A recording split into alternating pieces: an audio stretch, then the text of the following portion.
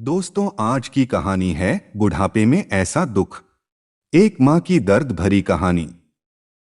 अपनी माँ का एक लौता बेटा रवि माँ को छोड़कर प्रदेश गया था कमाने। रवि को अपना घर छोड़कर प्रदेश में रहते हुए करीब 4 साल हो चुके थे और इन 4 सालों में उसकी बूढ़ी माँ और ज्यादा बूढ़ी हो चुकी थी। 70 वर्ष की उम्र में पुष्पा देवी की याददाश्त बहुत कमजोर हो गई थी।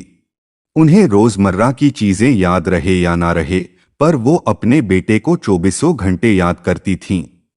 चाहे दिन हो या रात, एक पल भी ऐसा ना होता जब उन्हें अपने बेटे की याद ना सताती। दूसरी तरफ उनका बेटा रवि, जो भूले भटके साल 6 महीने में एक आध बार ही अपनी मां को फोन करता और 1-2 मिनट से ज्यादा बात तक भी नहीं करता। फिर भी उसकी बूढ़ी माँ घर के दरवाजे पर टकटकी लगाए अपने बेटे के वापस आने का इंतजार करती रहती थी। और फिर एक दिन रवि ने अपनी माँ को फोन किया। हेलो माँ, मैं रवि बोल रहा हूँ, तुम्हारा बेटा। तुम्हारी तबीयत कैसी है माँ? बेटे का फोन आते ही माँ की खुशी का ठिकाना नहीं था और वो बोली, मैं ठीक हूँ बेटा, तू कैसा है और मेरी बहू कैसी है? रवि ने कहा, माँ, हम सब बिल्कुल ठीक हैं। आपके लिए एक बहुत बड़ी खुशखबरी है, आप दादी बनने वाली हो और मैं 2-4 दिनों में ही आपको लेने गांव आ रहा हूं। आप बिल्कुल तैयार रहना। बेटे की ये बात सुनकर पुष्पा जी खुशी से पागल हो गई, पर उस बेचारी को ये कहाँ पता था कि उसके जीवन में कुछ ऐसा होने वाला है जो उसने सपने में भी नहीं सोचा था। और फिर बड़ी ही बेसब्री से बेटे के घर आने का इंतजार करने लगी। बुढ़ापे की वजह से पुष्पा जी ठीक से चल भी नहीं पाती थी, लेकिन उन्होंने पूरे मोहल्ले में घूम घूम कर अपनी इस खुशखबरी को सबको सुनाया। सभी मोहल्ले वाले ये बात सुनकर बहुत खुश हुए। उन्हें लगा, चलो अब इनका बुढ़ापा अपने परिवार के साथ आराम से गुजरेगा। घर वापस आकर पुष्पा जी ने अपना बक्सा खोला और उस बक्से में से अपने स्वर्गवासी पति की तस्वीर निकालकर उनसे कहने लगी, देखा आपने, मैं ना कहती थी कि एक दिन मेरा बेटा मुझे लेने जरूर आएगा।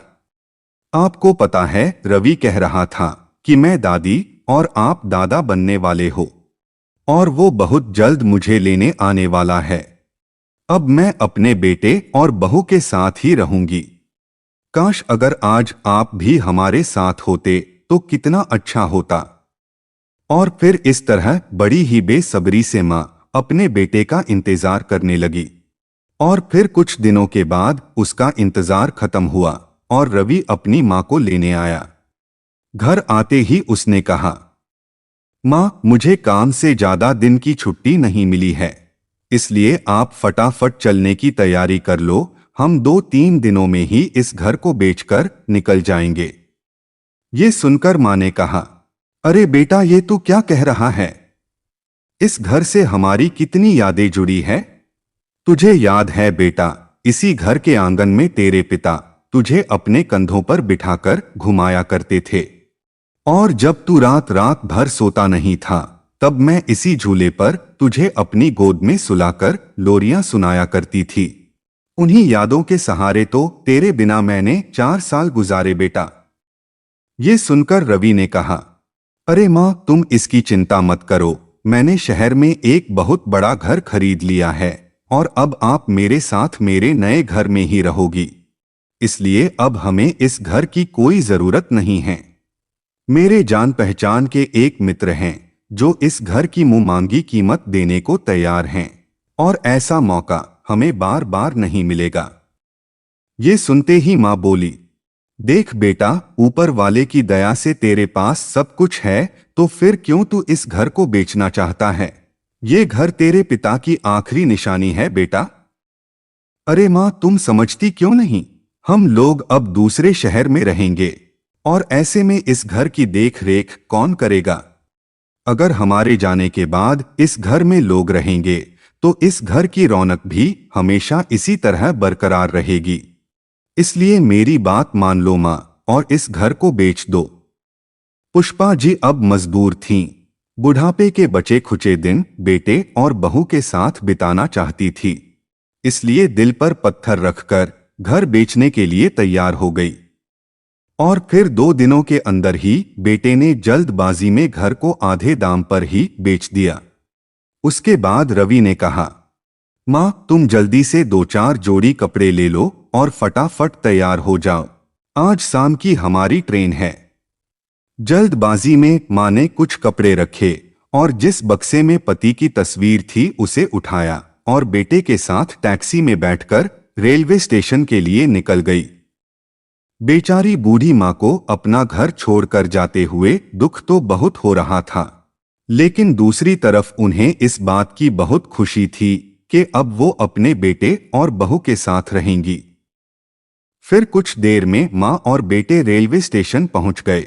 स्टेशन पर आकर रवि ने माँ से कहा, माँ अभी हमारी ट्रेन आने में कुछ वक्त बाकी है, तब तक आप यहाँ बेंच पर बैठो, मैं रास्ते के लिए कुछ खाने पीने का सामान लेकर आता हूँ। माँ बोली, ठीक है बेटा, लेकिन तू जल्दी वापस आना।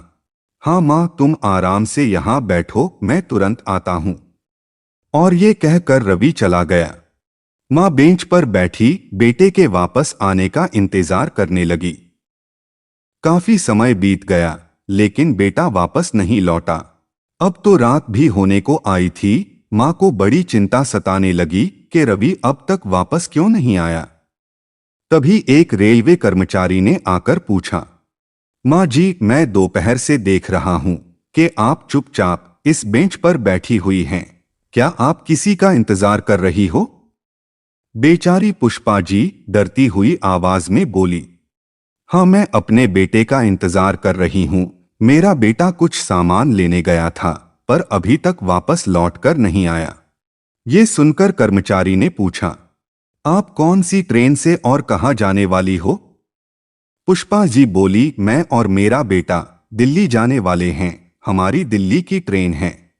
ये सुनते ही कर्मचारी ने कहा, लेकिन माँ जी दिल्ली की ट्रेन तो दोपहर में ही जा चुकी है और अब 2 दिनों तक वहां के लिए कोई ट्रेन भी नहीं है, इसलिए अब आप अपने घर चले जाइए, यहां ठंड में बैठने का कोई मतलब नहीं है।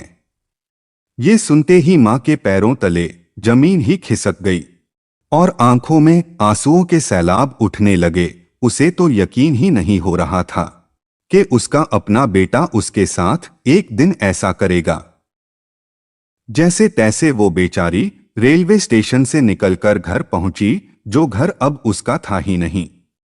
दोपहर से भूखी प्यासी थककर वहीं दरवाजे के बाहर ही सो गई। सुबह जब नए मकान मालिक ने दरवाजा खोला तो पुष्पा जी को इस हाल में देख उसने पूछा, क्या हुआ माँ जी, आप वापस क्यों आ गई? पुष्पा जी ने नए मकान मालिक को सारी बात बताई। उनकी आप बीती सुनकर मकान मालिक को उन पर बहुत दया आई और उसने उसी घर में एक कमरा उन्हें किराए पर दे दिया।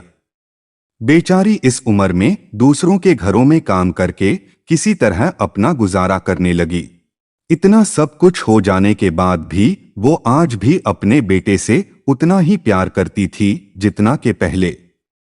उसे तो आज भी यही लगता था कि एक दिन उसका बेटा फिर से लौट आएगा।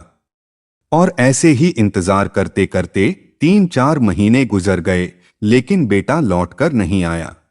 और फिर एक दिन पुष्पा जी के एक दूर के भाई उनसे मिलने आए और उस भाई को बहन की सारी तकलीफ घर के नए मकान मालिक ने बड़े ही विस्तार से सुनाई। ये सब सुनकर उन्हें बड़ा ही दुख हुआ और फिर उन्होंने अपनी बहन से कहा, देखो पुष्पा, तुम्हारे साथ जो हुआ उसे अब भूल जाओ, तुम्हारी देखभाल करने वाला अब यहाँ कोई भी नहीं है, इसलिए अब तुम मेरे साथ मेरे घर चलो।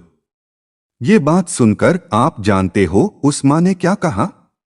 उसने कहा, नहीं, मैं इस घर को छोड़कर कहीं नहीं जाऊंगी। अगर मेरा बेटा वापस लौटकर आया तो उसका ध्यान कौन रखेगा? मेरा बेटा रवि बहुत सीधा और भोला है, उसे तो अपना ख्याल रखना भी नहीं आता, इसलिए मैं कहीं नहीं जाऊंगी। क्या पता कब मेरे बेटे को मेरी जरूरत पड़ जाए और वो यहां आ जाए।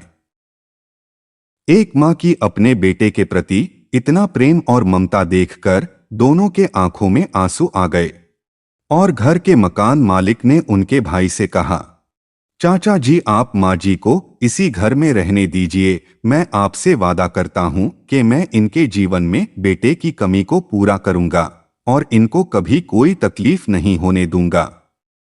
दोस्तों, मैं सच कह रहा हूँ, इस कहानी को पढ़कर मेरे आंखों में आंसू आ चुके हैं। मैं आप सभी से हाथ जोड़कर निवेदन करता हूँ कि अपने माता पिता के साथ कभी बुरा बर्ताव ना करें और जितनी हो सके उनकी सेवा करें। धन्यवाद।